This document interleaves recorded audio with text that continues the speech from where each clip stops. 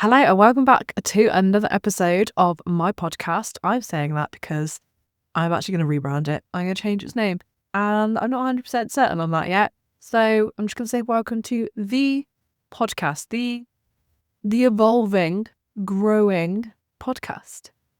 If you've joined me, then thank you. If you've listened to any of our episodes, then thank you. If you're a regular listener, then wow, thank you. I think with all things like podcasting, I always just assume that I'm talking into the void and no one's listening, and that's okay. Like, I am kind of happy with that. I'm like, this gives me an outlet to rant about things. So yes, hello and welcome.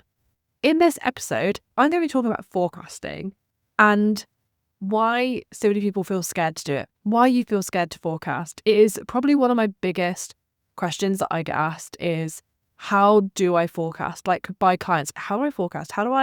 Because it's just guessing, right? I don't have the numbers. I've not tracked my finances, so I don't know. Or like, things can change. I can't predict the future. In this episode, I kind of want to break down how you can get yourself into a position where you can forecast your numbers and feel really solid in that and feel really safe in that. And it is a process. Like, it's not something that you're going to implement these steps and be like, oh my God, I'm amazing. Like, yeah, this is great. Some of you might be able to listen to this, go away, implement some things and be like, oh yeah, I feel so much better. Great. And there's probably going to be some of you that listen, implement it and think, oh, I still don't feel good. And it will take a little while for that to kind of get into your brain, because our brains are wired for survival, in that they are also wired to protect you. And the unknown is scary. Okay? So our brains try and protect us by just kind of keeping us in the same scenario that we're in right now, even if that scenario isn't comfortable. Okay, your safety does not equate comfort. Okay? Your brain finds what is your norm is safety. Okay? So what we're going to do today is I'm going to give you 3 kind of overarching themes of the things that you kind of want to have in place in order for you to start to trust yourself, in order to forecast your numbers in your business and make more strategic decisions within your business. Let's get into it. So, number 1 is the data. Yes. If you have data around your finances, you are already miles ahead. When I say data, I mean, like, we do need to know roughly like conversion rates and things like that. And you might be planning, hell, fuck, I find that out. I don't have that information. It's actually really easy to find out. If you sent 50 emails in a launch campaign and made 5 sales, we can assume you made 1 sale every 10 emails. Or we can look at like your open rate and your click rate. If you have something like Thrivecart, you can go to your checkout stats. You can see how many people went onto your checkout versus how many people actually went through. You can look at your Google Analytics and, how many people were on a certain sales page, and then clicked through to the checkout, and then how many of those actually bought. Like, all of this, the data exists, basically, the data around. And I'm not saying I'm not going to give you any specific numbers that you need to get, because it is going to be different for everyone, because everyone's kind of basing their numbers off of slightly different things. And I know that feels like, Emily, that's not, I need concrete. And I wish I could give you concrete, but I can't. With things like forecasting, it is going to come down to as well, like, your safety level and how you feel around numbers. Like, I am someone who I always forecast very optimistically. And there's a number of reasons why I can do that. Whereas I have other clients who prefer to forecast very conservatively. And there's no right or wrong. Like, everyone's like level of safety with money is different, and it all comes from experience as well. It would be pointless me basically telling you like, oh yeah, you should always forecast really expansively and optimistically, when that isn't going to create safety in your body.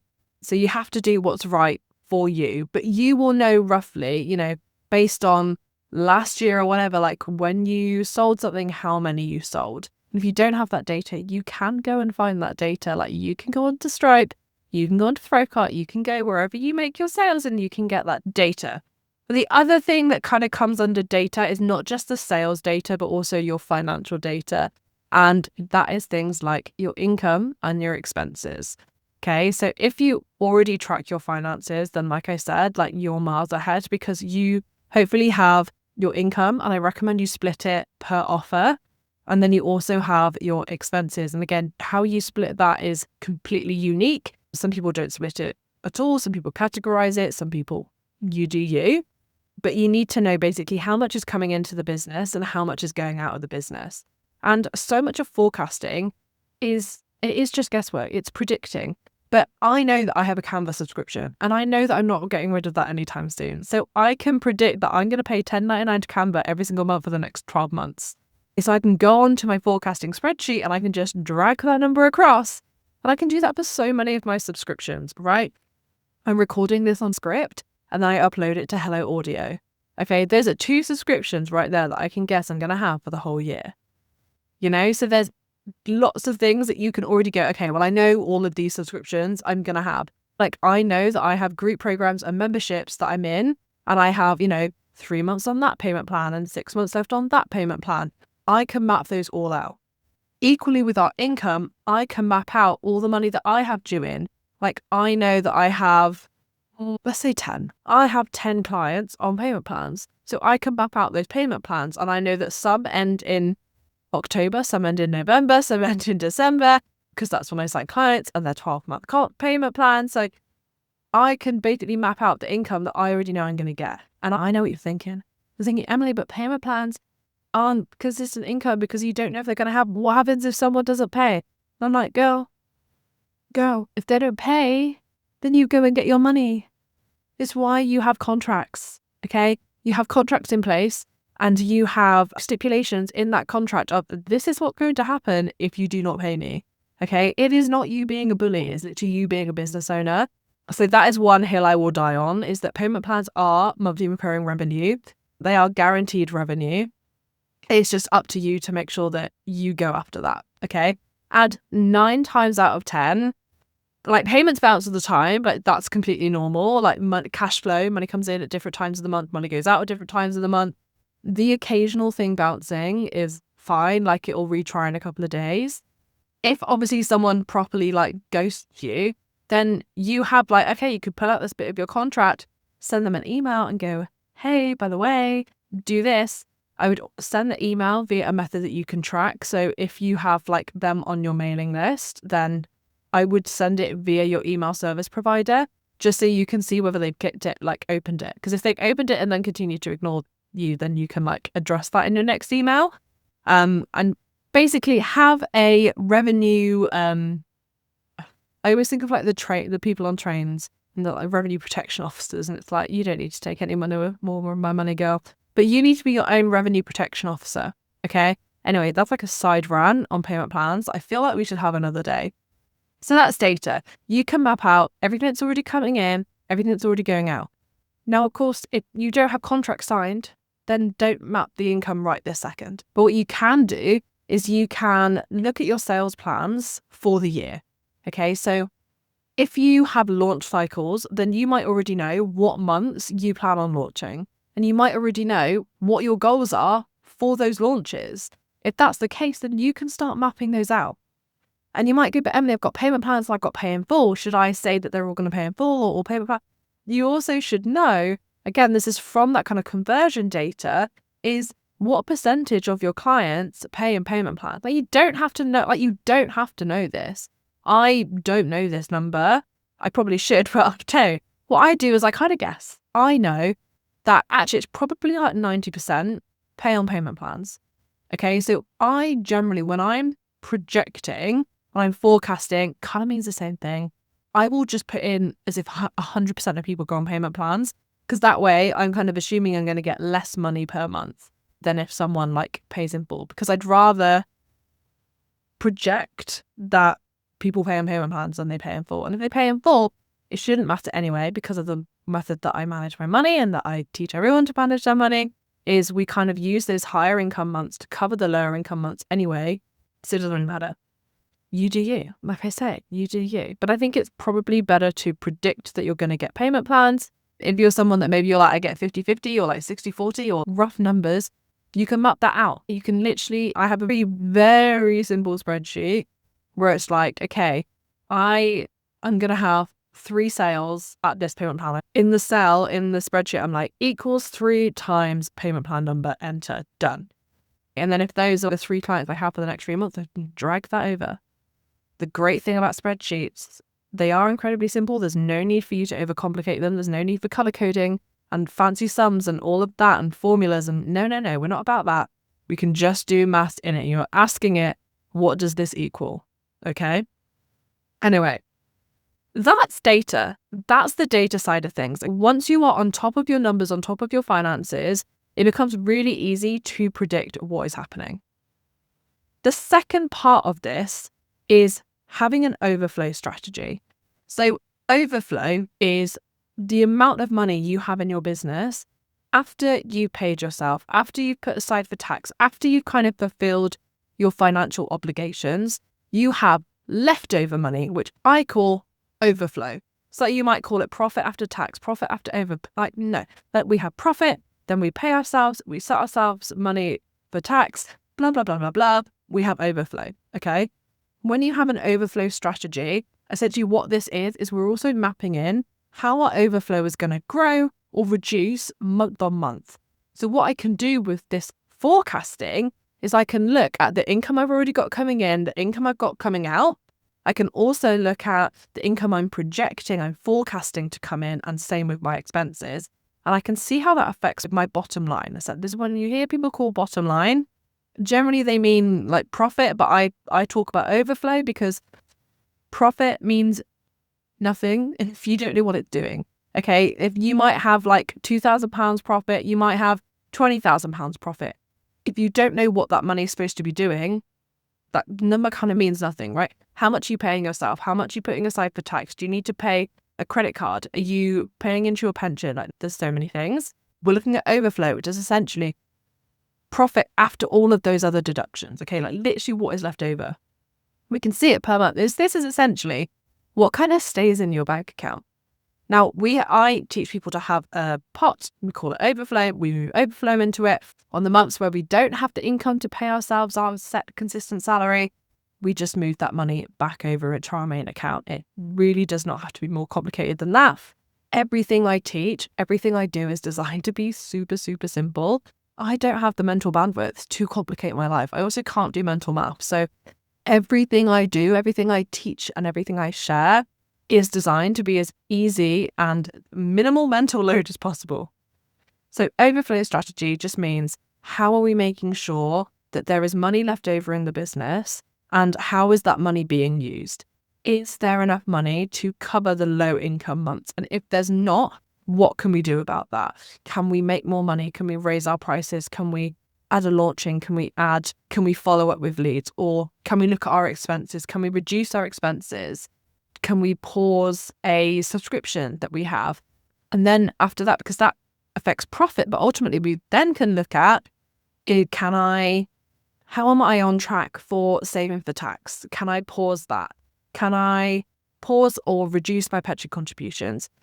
Can I reduce how much I'm paying off on my credit card this month? Can I reduce how much I'm paying myself this month? There are lots of things that we can do to look at our overflow, but ultimately that is the number we are using to make sure we have enough money in the business. Because if the overflow number is minus, that is essentially telling us there's not enough income, there's too many expenses, or that of our profit, it's trying to do too much. Okay, those are the 3 things that it can be. Either our income is too low, our expenses are too high, or we're trying to do too much with the profit that we have. Okay, and that is why it's so important, because profit on its own doesn't tell you anything, because you need to know what that profit is doing. Thirdly, is you need predictable numbers. This is the biggest thing about running a business, is that income is variable. Our income does fluctuate. Everything is unpredictable to a certain degree. Now, of course, we are forecasting in this conversation, and we're talking about how can we predict the future. We can't predict everything. We can't predict how many people exactly are going to buy our thing. We can't predict who's going to pay a payment plan and who's going to pay in full. We also can't predict what is life going to throw up at us, okay? But there are certain things we can predict. And what generally I see happening when people are like, I just can't forecast because there's no predictability, because they're not giving themselves any predictability. We can make our numbers in our business predictable. And what I mean by that is we can make our owner's pay predictable. We can make our expenses predictable. We can make our payment plans somewhat predictable. When you have a predictable owner's pay, this allows you to know how much money you need to make in your business every single month. Because again, you're going to look at your overflow number and you can see, okay, I need to make another 2K this month to cover everything, because you can already map it out, right? When that number is predictable, it makes the rest of your business a lot more predictable. Because like I say, you know what you need to sell, when you need to sell it, you know what the gap is at any given point. It also gives your personal life predictability. And that is, like I said right at the beginning about how our brains crave safety. Okay, survival, right? They want safety. And unpredictability, is that a word? Unpredictability? I don't know if that's a word. But that feels really unsafe. That feels really unsafe to our brains. We don't like it. No. Scary, go away. And then what we're doing is we're going through life just kind of taking money from our business bank account because I need that thing and I need that thing and like that bill's coming out and I guess I have like this much profit so I pay myself that. Oh, but I forgot that was coming out. Why are we making this so much more stressful than it needs to be? Work out what your owner's pay is and pay yourself that amount every single month. Okay, you can make it weekly, you can make it fortnightly. I don't care what you make it, but it needs to be predictable. Okay, because then you can plan your business, then you can plan your life. Okay, I know. Apologies if my voice is going. I've got this like weird cough thing. I genuinely feel fine, but as I talk, my voice just like trails off. So I'll try and wrap this up before it goes completely. Okay, that's payment plans. No, that's owner's pay. Payment plans, we can have some level of predictability. Okay. Now, one thing I used to be really bad at is I wanted to be accessible. I wanted everyone to be able to afford to work with me. And ultimately, that meant that I was having my payment plans be stretched so thin that I wasn't in control of my income because the income wasn't enough. Now, I make sure that the payment plans I have are tied to how much I need to make. So again, I know exactly at any given point exactly how much money I need to make because I track my numbers. I know what income has already come in. I know what expenses I have. I know what my owner's pay needs to be, what I'm putting aside for tax, what I'm paying to my pension, what I'm paying off my credit card. I know what the gap is. And if I know what the gap is, and again, because I can see this over a long time with my forecasting, I know that if I have a payment plan that is, say, £250 a month, okay, I'm going to need 6 clients at that to be sustained, to make the money that I need to for that length of time. But I might go looking at past data, looking at my conversion rates, how my audience has grown or hasn't grown. I'm not actually sure that I can get 6 people in. I don't even know if I have capacity for 6 clients. So what can I do? Well, I can make the payment plan £500 a month and just take 3 clients. Well, that I can do. Okay, that I feel more comfortable that I can sell to 3 people. I know that that amount of money is going to be enough to cover everything I need it to. And I know I have the capacity to serve 3 clients. So again, having the data gives us control over these decisions in our business. The mental load of business is all these little decisions that have a massive knock-on effect that we just don't know what to do with. When you have the numbers, you are able to make these decisions from a place of clarity. Like you're able to know why you are making certain decisions. There's logic behind the decisions. It's not just based on emotion. When you panic and you're like, I need to make this much money, and you just throw some offers out there, That's not strategic, and it might not even get you the results that you want it to. So knowing the numbers, knowing the gap gives you more control over what you charge, what your payment plans are, and ultimately how much money you're able to bring in. Lastly, kind of on predictable numbers, is looking at our expenses. Now, I feel like most of our expenses nowadays are subscription-based in business. So we can kind of see what we're going to be paying every single month, even if it's in a different currency. And you're like, but the currency changes. And I'm like, yeah, but like a couple of pounds or pence. Like, come on, girl, chill. Just map out the average or like the highest number that it can be in your forecast, and then you just update it. I use one spreadsheet, by the way. Like, there is one tab. My current cash flow tracker is also my forecasting spreadsheet. And I just update the numbers every month with the actuals. That's why we have a monthly co-working session inside Six Figure Safety, is to be able to go and then fill in our actual numbers. Okay. So this doesn't need to be complicated. You don't need like a cash flow spreadsheet and a profit and loss and a balance sheet and a forecast and an optimistic forecast and a conservative forecast. And oh my God, why do we have 10 spreadsheets? And why are they color coded? Why are there drop downs? Why are there graphs? No, I know they look pretty. Oh, I know they look pretty. But do they do the job? No, because you don't use them because they're too overwhelming. What was I saying with fixed expenses? So they're relatively predictable anyway. Where they're not predictable is when we spend money on things, when we are making business investments and those investment decisions. Okay. Investment decisions, again, this could be a whole other podcast, but essentially you're going to want to use that overflow strategy we talked about to decide, can I afford this or not? But if you want predictability in your business, what you can do is try and keep your expenses at or below a certain number, because that is going to help you again. So if you know that you don't want to spend more than 2K a month on your business and you're currently at 1.5, you know that, okay, you do have some wiggle room, but when the time comes, you're like, okay, I know that £500 a month, that's the max. And, if you wanted to raise it, if you want to go up to £3,000 a month, again, you can, but you use your numbers, you use your data, you use your overflow strategy to work out how much more can I afford? And is that sustainable? So, to summarize, how to trust yourself to forecast your numbers. Data. We need data. Our brains love evidence, okay? Our brains just want to know, oh, this is what's happening, okay? And when we get the numbers, when we get the data, that becomes so much more easy. You need to know what your profit is doing for you and how much is left over. And is that growing across the year? If it's not growing, do you have enough to sustain? And lastly, predictable numbers.